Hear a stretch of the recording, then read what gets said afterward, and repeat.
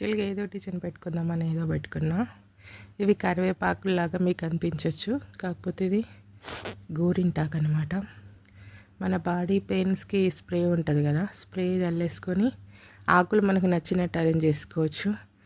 ఊరికే బోర్ కొట్టిందని ఇట్లా అరేంజ్ చేసుకొని, లేకపోతే మంచిగా కట్ చేసుకొని సేమ్ ఒకటే షేప్లో కట్ చేసుకొని మంచిగా ఒక ఫ్లవర్ లాగా పెట్టుకోవచ్చు, ఫ్లవర్ పెటల్స్ లాగా. నేను ఊరికి ఇలా పెట్టేసి అసలు అంటే వీళ్ళు ఏ తాకులు దొరికినాయి, ముదిరినాయి లేవు అక్కడ, పండదో అని చెప్పేసి ఇట్లా జస్ట్ నార్మల్గా పెట్టేసిన. కలర్ వచ్చినాక మళ్ళీ వీడియో తీసి పెడతా. ఓకేనా ఫ్రెండ్స్, బాయ్ ఫ్రెండ్స్.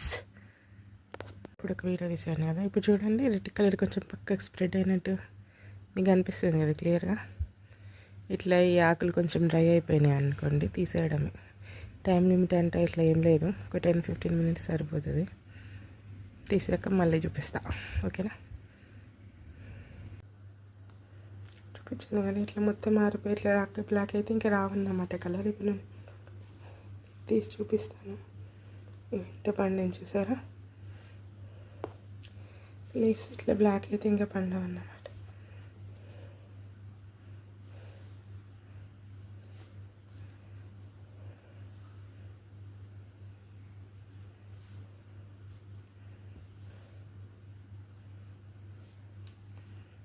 ఇక్కడ కొంచెం ముడతపడినట్టు అట్లా అయిపోయింది.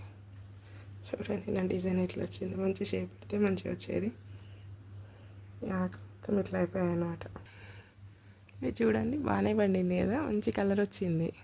నేను అసలు ఎక్స్పెక్ట్ చేయలేదు ఇంత బాగా వస్తుందని, కానీ షేప్ మిస్ అయింది. ఇక్కడ కొంచెం ఆకు మడత పడింది, మధ్యలో ఆకు ఇట్లా వచ్చిందంతే. మీరు మంచి డిజైన్ పెట్టేసుకోండి, పర్లేదు బాగానే వచ్చింది కదా. మీరు మంచి షేప్ కట్ చేసుకొని మంచిగా వేసుకుంటే ఇంకా మంచిగా వస్తుంది. కానీ మంచి కలరే వచ్చింది, పర్లేదు. ఇక్కడ ఇన్స్టెంట్గా మెహందీ పెట్టుకోవాలనిపిస్తే ఇట్లా పెట్టేసుకోండి. నిన్న తీసేసాను అన్నమాట ఆకులు. ఇది నెక్స్ట్ డే ఇంకా చూడండి ఇంకా ఎర్రగా వండింది.